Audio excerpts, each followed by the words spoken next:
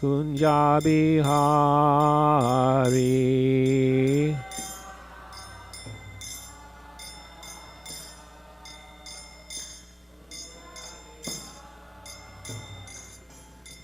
Gopi Jana Vallabha Girvaradari.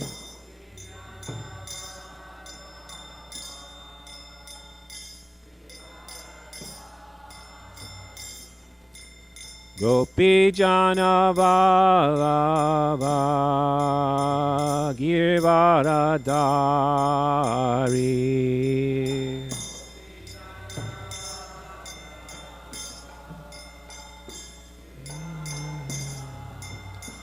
Yasona Nandana Vrajajana Ranjana.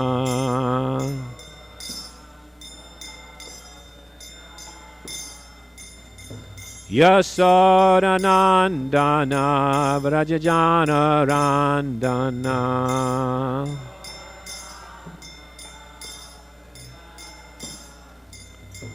Yamuna Tira Vanachari.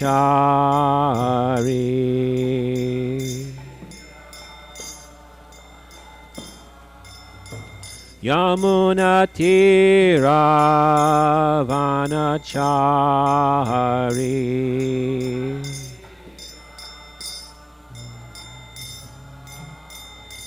Jaya Radha Madhava Kunja Bihari.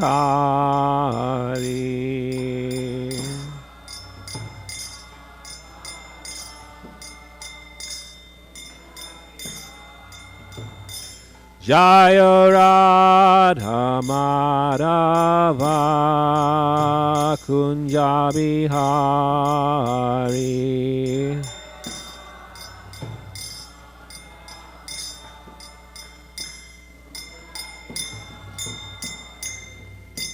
Jai Om Vishnu Paramahamsa Parivakchachar Shishi Shamad, His Divine Grace, A.C. Bhaktivedanta Swami Srila Prabhupada Ki Jai. Ananta Gaudiya Vaishnava Vinindi Ki Jai. Namachar Srila Hardas Thakur Ki Jai. Prema Gaho Shri Krishna Chaitanya Prabhu Nityananda Shri Advaita Gadadhar Shri Vasudeva Gaur Bhaktivedanta Ki Jai. Shri Radha Krishna Gopa Gopinath Shama Kunda Radha Kunda Gita Govardhana Ki Jai. Vrindavan Dham Ki Jai. Navadip Dham Ki Jai. Ganga Mai Ki Jai, Yamuna Mai Ki Jai, Tulasi Devi Ki Jai, Bhakti Devi Ki Jai, Samaveda Bhaktivinoda Ki Jai, Gaur Premanandi, Hari Hari Bol, all glories to devotees, all glories to devotees, all glories to devotees, all glories to Shishi, Guru and Gauranga, glory Srila Prabhupada.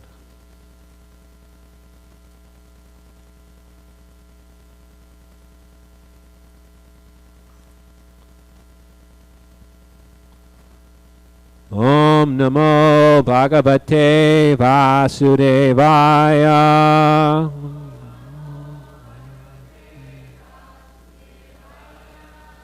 Om Namo Bhagavate Vasudevaya.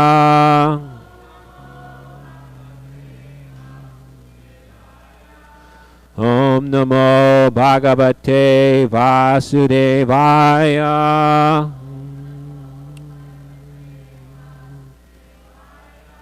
So we're continuing from Srimad Bhagavatam, 9th Canto, Chapter 9, Text 45. Devai Kama Varodato Mayam Tri Bhuvaneshvarai Navrine Tvam Aham Kaman Bhuta Bhavana Bhavanaha. Somebody could chant.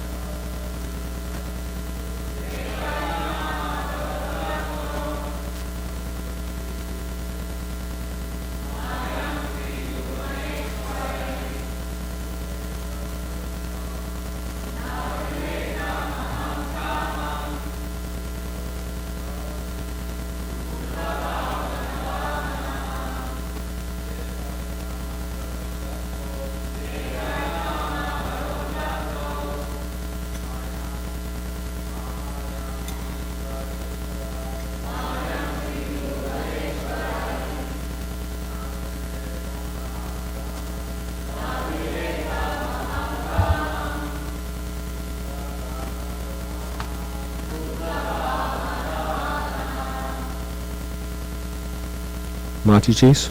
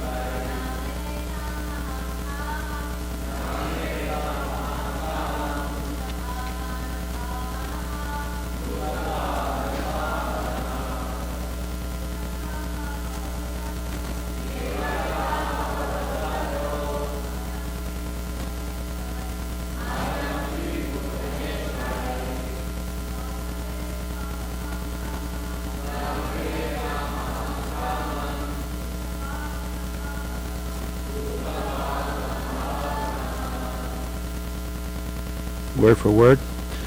Devai by the demigods. Kama Varaha, the benediction to have whatever he wanted. Dataha, was given. Mayam, unto me. Tri Bhuvana Ishvari, by the demigods, the protectors of the three worlds, who can do whatever they like within this material world. Navrine did not accept. Tam, that. Aham, I. Kaman, everything desirable within this material world. Bhuta bhavana bhavanaha,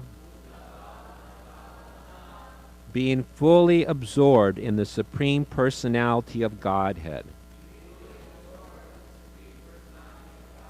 and therefore not interested in anything material. Translation. The demigods, the directors of the three worlds, wanted to give me whatever benediction I desired. I did not want their benedictions, however, because I am interested in the Supreme Personality of Godhead, who created everything in this material world. I am more interested in the Supreme Personality of Godhead than in all material benedictions. Purport.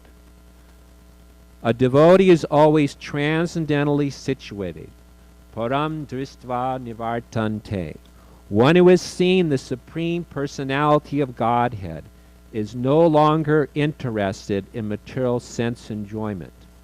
Even such an exalted devotee as Dhruva Maharaj went to the forest for the sake of material benefit, but when he actually saw the Supreme Personality of Godhead, he refused to accept any material benediction. He said, Swamin gritarto smi varam na yache. My dear Lord, I am fully satisfied with whatever you have given me or not given me. I have nothing to ask from you, for I am fully satisfied to be engaged in your service. This is the mentality of a pure devotee who does not want anything material or spiritual from the personality of Godhead. Our Krishna conscious movement is therefore called Krishna Bhavanamrita Sangha, the association of persons who are simply satisfied in thoughts of Krishna. Being absorbed in thoughts of Krishna is neither expensive nor troublesome. Krishna says, Man mana bhava mad bhakto mat yaji mam naraskuru. Engage your mind always in thinking of me. Offer obeisances and worship me. That's from Bhagavad Gita 9:34. Anyone can always think of Krishna without difficulties or obstacles. This is called Krishna Bhavanamrita. One who is absorbed in Krishna Bhavanamrita has no material benefits to ask from Krishna. Instead, such a person prays to the Lord for the benediction of being able to spread his glories all over the world. Mama Janmani Janmaishvari Bhava Tadbhaktir Ahaituki Twai. A Krishna conscious person does not even want to stop his cycle of birth and death. He simply prays, I may take birth as you like, but my only prayer is that I may be engaged in your service. Nama Om Vishnupadaya Krishna Bastaya Bhutale Srimakte Bhakti Vedanta Swami Niti Namane Namaste Saraswati Devi Gauravani Pacharane Nirvasesa Sunyavadi Bhaskachate Shatarane. So in this purport, Srila Prabhupada mentions about the importance of association of devotees. He refers to this, our society, as association of devotees in order to think about Krishna. So this is very advantageous to take advantage of association, because by association one can become very elevated in spiritual life, or by bad association one become very much degraded in the lower modes of material nature. Just like if you want to become a drunkard, you associate with other drunkards. And if you want to become a devotee, then you associate with other devotees. So this is very important. Srila Prabhupada explained this International Society for Krishna Consciousness. These temples are like the stock exchange. Just like if you want to exchange stock, the best place to go is to the stock exchange, like the New York Stock Exchange. And this way, you could sell, and you got a customer there like that. So in this way, by being with devotees, one is able to advance in Krishna consciousness, and they will actually correct one in your devotional service.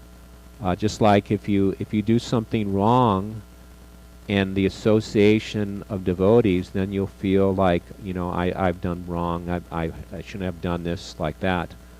But if one will feel ashamed in that way. But if one's with non-devotees, he's just acting like everybody else. So this way there's no improvement. There's no chance for advancement. So this is very important. So in this purport, Srila Prabhupada mentions Dhruva Maharaj. Dhruva Maharaj, as mentioned earlier in the Srimad Bhagavatam, he was very upset because he was rejected by his father, and so by the advice of his mother, he went to the forest to search out the Supreme Lord, because he wanted to get a kingdom better than his father or his grandfather. So in this way he worshipped the Supreme Lord. And when he actually saw Lord Vishnu, he mentions, and which is mentioned in the Nectar Devotion, that I have been searching after broken pieces of glass, but I found the most valuable jewel, you. So when a devotee actually sees the Supreme Lord, he realizes that all his so-called ambitions for material happiness were simply useless. Krishna consciousness is the most valuable thing, and sometimes even if people get the most valuable thing or a great thing, they'll reject it out of foolishness. Like Srila Bhaktisiddhanta gave the example that if a king asks you, what do you want? I'll give you anything you want. And if you say, oh, my dear king, please give me a handful of ashes. So such a foolish request. You know, we could ask for the whole half the kingdom, and he's willing to give it to us. But no, we simply are asking for a handful of ashes.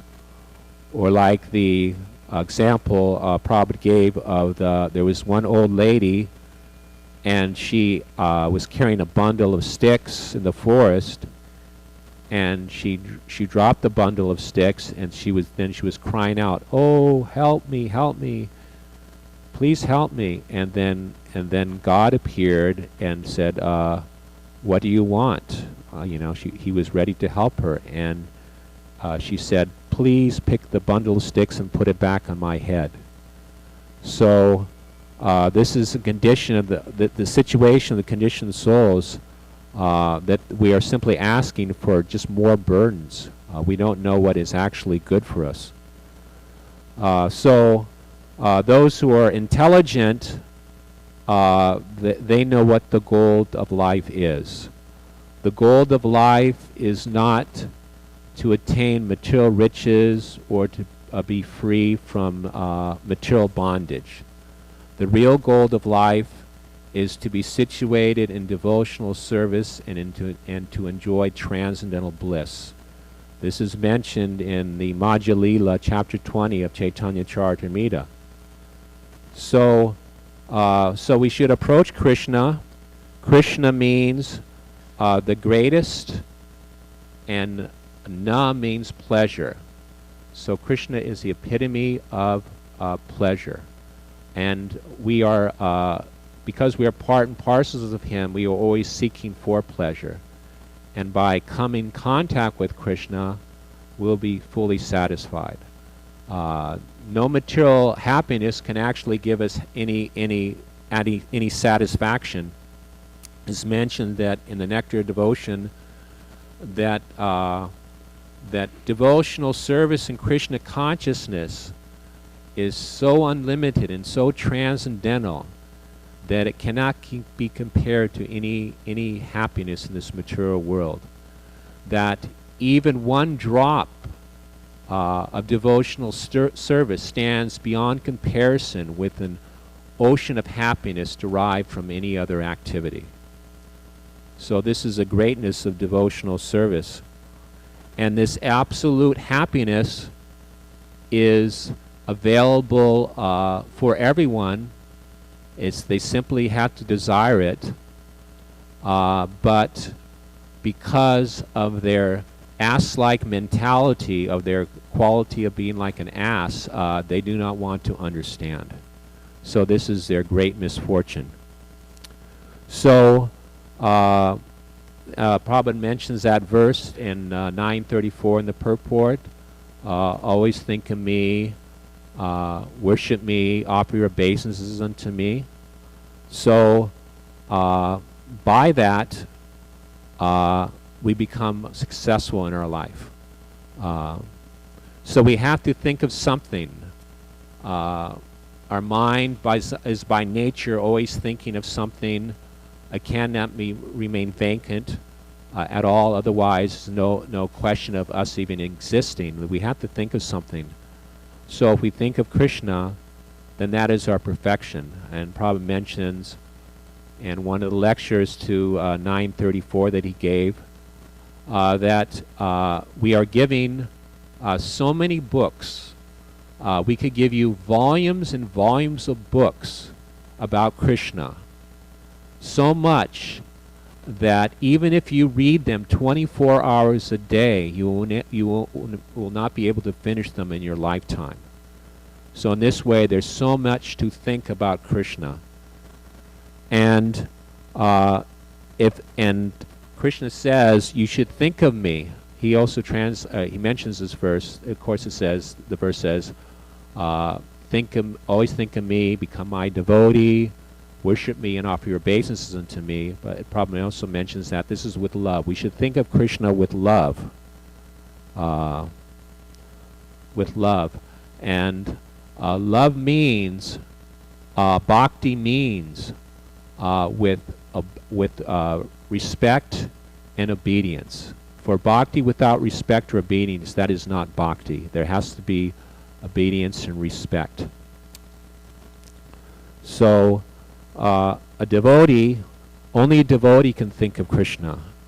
It is not possible for others to think of Krishna. They simply think it is a waste of time. Why should I think of Krishna? I could think of business or so many other things. So they cannot think of Krishna. And by thinking of Krishna, always, automatically, one will love Krishna.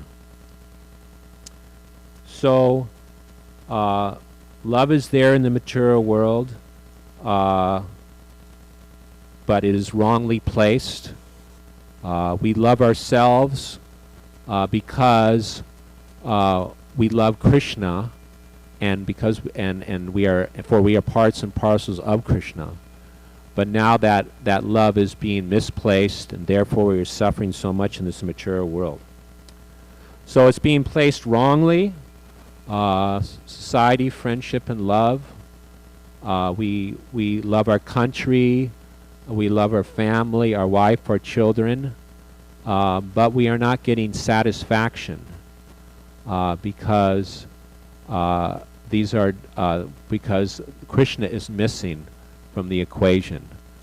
But as soon as we love Krishna, then everything is in its proper situation. So a child is not happy. Probably give an example of a child. It's like it's crying, and then somebody puts it in their lap, and he's still crying, and until he is put in his mother's lap, then he will not be happy. So unless we serve Krishna, there is no possibility of happiness. So we have to be convinced of this, that simply by loving Krishna, we will become happy. But we are not yet convinced. We are therefore our attention is being diverted. Thus, even though we're worshiping the deity, Prabhupada said we're worshiping the deity, but we are thinking of loving some woman because we don't have the conviction that simply by worshiping Krishna we'll become perfect. But that is possible by education. We need to hear from the authorities. We have to be submissive and hear, to inquire, to render service. In this way, we'll get realization. So previously in the 9th chapter, where Krishna says, "Always think of me, become my devotee," he also mentions earlier in the chapter that always worship me and meditate on my form. So Prabhupada mentions this is the same thing. So Krishna says, meditate on my form, always worship me, and thus I will carry what they lack and preserve what they have. So we should understand that we simply have to think about Krishna and not be concerned about our material maintenance. Krishna will provide for everything. It's not that we have to drive 50 miles to work, to an office or factory, to get some money to maintain ourselves. No, Krishna will maintain us.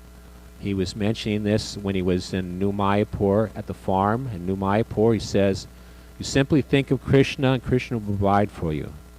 He will carry what you lack and preserve what you have. You will get everything automatically. You will get milk from the cows, vegetables, fruits, flowers, everything.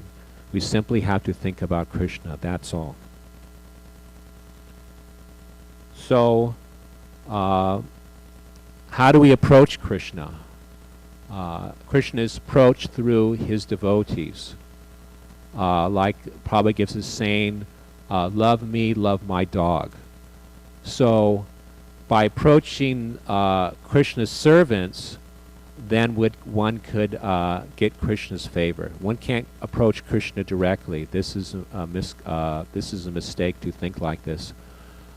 Just like we have the history in Chaitanya Charitamrita of King Pataparudra. he wanted to get the darshan of Lord Chaitanya Mahaprabhu. So he asked the Bhattacharya to ask Lord Chaitanya for darshan, and Lord Chaitanya immediately rejected this proposal. But when Ramananda Roy asked Lord Chaitanya if King Prataparudra could get his darshan, then the Lord Chaitanya was very pleased. Because he pleased Ramananda Roy, he had love for Ramananda Roy. When Lord Chaitanya went to South India, he requested Ramananda Roy to give up his service and come to Jagannath Puri. So King Prataparudra, he was in charge of Ramananda Roy. He was the king, so he immediately let him leave his service, and to encourage him, he gave him a full pension. So in this way, he pleased Lord Chaitanya, and Lord Chaitanya told Ramananda Roy that because of his love for you, that he will immediately get the favor of Krishna. So in this way, we have to approach Krishna. That's what talks between Lord Shiva and Parvati. Lord Shiva said, of all types of worship, the worship of Vishnu is the greatest. But better than the worship of Vishnu is the worship of the devotee of Lord Vishnu. So it's very important to approach Krishna's devotee. So also Prabhupada mentions here about preaching, preaching Krishna consciousness. It's mentioned in one letter to Satsarup, Prabhupada mentions about preaching. He says that our first business is to preach to the devotees, that it is better to preach to the devotees than to try to convince others to become devotees. He said it is a business of the GBC to maintain the devotees and see that they're in the highest standard of Krishna consciousness, and give them all good instructions, and let them go out and preach Krishna consciousness to make other devotees. So in this way, it's the most important thing. Somebody comes to Krishna consciousness, they're a rare soul, and we have to encourage them to remain devotees. And this way, the Krishna consciousness movement will expand, because without devotees, we can't make more devotees. So we need to maintain the devotees that we have, and in this way, things will go on very nicely.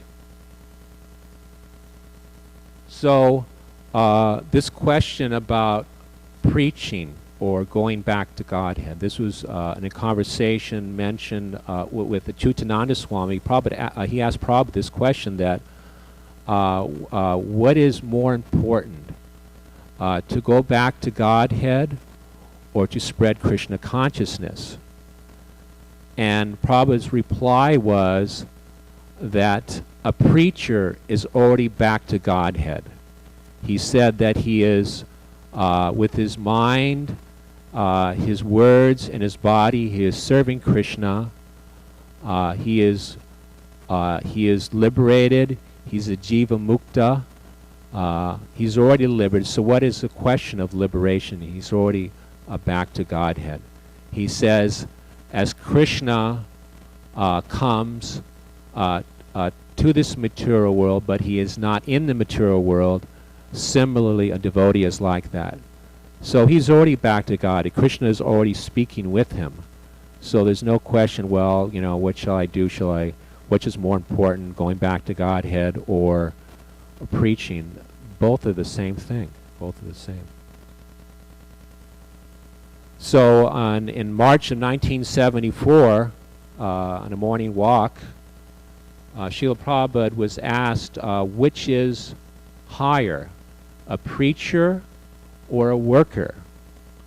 And Prabhupada's reply was that if you are helping me, if you're helping a preacher, if you're helping me, then that is also preaching.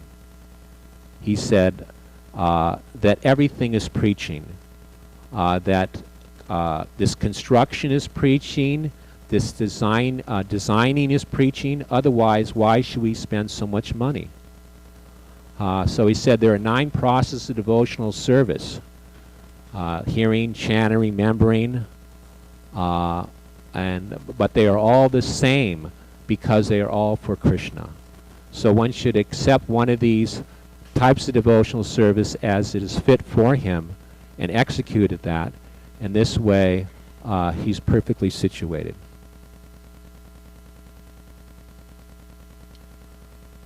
So in the Nectar Devotion, it is also explained about preaching or Krishna consciousness, that is stated that one cannot take to devotional service unless one had performed it previously. So one may say that, well, then why go out and preach? Because people will just, they can't accept it unless they accepted it previously. So let them just go on and become Krishna conscious in their next life. But it's also stated that even if this is not the case and one performed it previously in a previous life, that by the association of a pure devotee, one can become enthusiastic to accept devotional service. So in this way, preaching is required. So this preaching is so nice.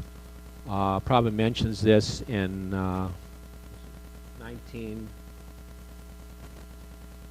May of 1973. The preaching is so nice that simply by appreciation of Krishna consciousness, one may appreciate the books, or appreciate the pictures in the books, or appreciate the chanting. If just by appreciation, if he thinks this is very nice, then in his next life he's guaranteed to take a human birth in a good family and get another chance. So this is such a nice thing, that even though we may go out and spread Krishna consciousness, and it may not seem so successful, but simply if those people, they may not purchase anything, but simply if they appreciate Krishna consciousness in any way, then they're guaranteed a human form. They will not be put in a situation of the greatest fear, which is falling down into the animal species in their next life. So we have to preach, we have to understand the philosophy, otherwise we will have no strength in Krishna consciousness. Reading has to be there, the philosophy has to be there. Otherwise, Prabhupada said, if there's no philosophy, if there's no preaching, then within a few years there'll be no Hare Krishna. There'll be no life. So both things have to be there. We have to worship the deity. By worshiping the deity, we stay purified. Otherwise, if we don't worship the deity, we'll fall down. And if we don't preach Krishna consciousness, then we won't be enthused to worship the deity. So both things must go on in parallel lines in order to advance in Krishna consciousness. So preaching means that we have to simply repeat like a parrot what the previous acharyas and the spiritual master have said. Repeat like a parrot, don't manufacture, don't concoct. And this way everything will be successful. So preaching is not such an easy thing, Prabhupada mentions. That not simply eating, sleeping, and chanting Hari Bol. No, we have to fight. Preaching means we have to fight. It means fighting. Fighting means there is some danger, there is some responsibility. There's some inconvenience, it's troublesome in so many ways. But to please Krishna, we take up this process, and by that we become Krishna conscious. So there's so much kinds of preaching. Of course, Prabhupada mentions about Varnashrama Dharma. He mentions that what we're doing right now is on a small scale. But if we want to propagate Krishna consciousness on a big scale, then the Krishna conscious movement has to take up this Varnashrama. That was Lord Chaitanya's desire. He said, para upakara, for the mass benefit of people, we have to accept this Varnashrama, because what we are doing right now, we simply is attracting the best men. We're picking up the best, the brahmanas and the sannyasis. But for the mass benefit, we have to accept this Varnashrama. And Prabhupada says, it has to be done perfectly, it is possible, and by it people will become happy. So this was brought, then Hari Sari mentioned in that connection, this is mentioned in February the 14th, 1977. And then Hari Sari mentioned this was brought up a few years ago, but nothing came out of it. And Prabhupada said, yes, the time wasn't right then, but now you could do something. So we could do something, but it's not that we become these different categories, because a Vaishnava is always transcendental to this Varna ashram. As Lord Chaitanya said, I'm not a brahmachari, I'm not a grihasta, I'm not a vanaprastha, I'm a sannyas, I'm simply a servant, a servant, of the servant, of the servant. So we accept these positions as brahmanas, kshatriyas, vaishyas, as sudras, just to show the examples to others so they could take it up. Because example is better than precept. Without an example, one's precept has no value. So we have to show by our example. And so by following this process, we will become purified, and by maintaining the rules and regulations, we will have the potency, the strength to preach Krishna consciousness. Otherwise, our preaching will have no effect.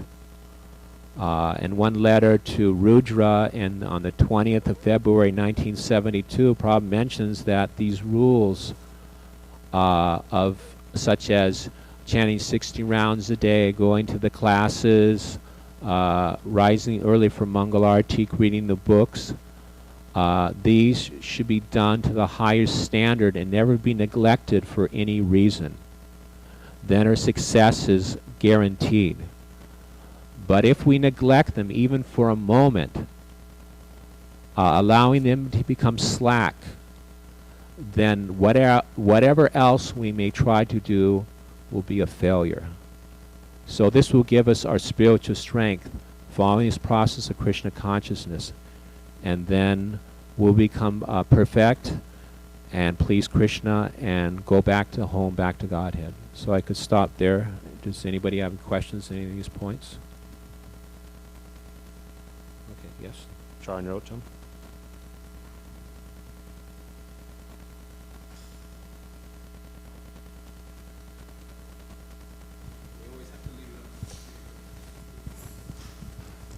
Okay, Charnrotam. Hare Krishna Prabhu, thank you very much for such a wonderful class. So you mentioned that we don't need to go out, work, going to our office or going to a factory. At the same time, you are preaching Varnashram Dharma, which is large scale of how engage everybody gradually to advancing Krishna consciousness. So how are we gonna induce large population of people into Krishna consciousness if we ask them to stop working, stop going to the office, stop going to factories? So maybe can you explain better? How do we, anyway, Anyway, we like Prabhupada says, we have to show it by example, because we're saying this will work. This Varnashrama will work. High living, simple living, high thinking will work. But we have to show by example. We can show how it actually could work, and then by seeing our example, they could take it up. But if we simply say, yeah, this is an ideal lifestyle, you should do it, and then we're not showing our own example, showing it by our own example, then they will not be able to understand it, and they'll just go on with their activities. So we have to preach Krishna consciousness, but along with that, we have to also show by example. And then by that, by the association, then they'll take it up like that. To show it's actually, they think they're actually becoming happy by engaging in sense gratification, but the result is they're simply becoming more unhappy. They think the goal of life is, they think their problem is eating, sleeping, mating, and defending, but their actual problem is birth, death, disease, and old age. So that has to be taught. But what are they being taught? They're simply being taught that they're these bodies. They're simply being sent to the slaughterhouses of modern education, where there's no teaching of God, and they're simply teaching them all sorts of nonsense, rubbish things, and it's increasing more and more, in modern society, they're teaching the children even more and more sinful activities as the age progresses. So they have to be taught, and we have to show them by example like that. Okay, any more questions? Yes, right there. Thank you so much, Prabhu, for a very nice class. You mentioned earlier in class about better than worshiping Vishnu is worshiping the devotee of Vishnu. But it also mentions in the Nectar of Devotion that we shouldn't it's offensive to pay obeisances to anybody and before the deity. Could you explain that? Meaning also devotees or sannyasis. Shouldn't offer obeisances. Well, I know Srila Prabhupada personally. We would worship him in front of the deities, and so we washed his feet. Right on this Vyasa, we washed his feet in front of the deities. So we didn't observe that. So, one has to see, how the acharyas. Sometimes the acharyas may adjust things according to time, place, and circumstance. So one has to also see how those things may be adjusted by the acharya, like that. So that's all I could say about that. Okay. So yes. Oh, okay. Yes, back there.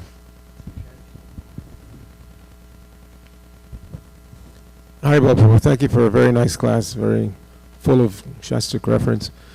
Going back to Acharya Narottam's question, it's not that immediately people have to drop, because there's also that statement, stane stitat, stay in your position and simply hear about the glories of Krishna. And Prabhupada also said once that if someone is working in a factory, because today's point in the purport was thinking of Krishna, absorption in Krishna.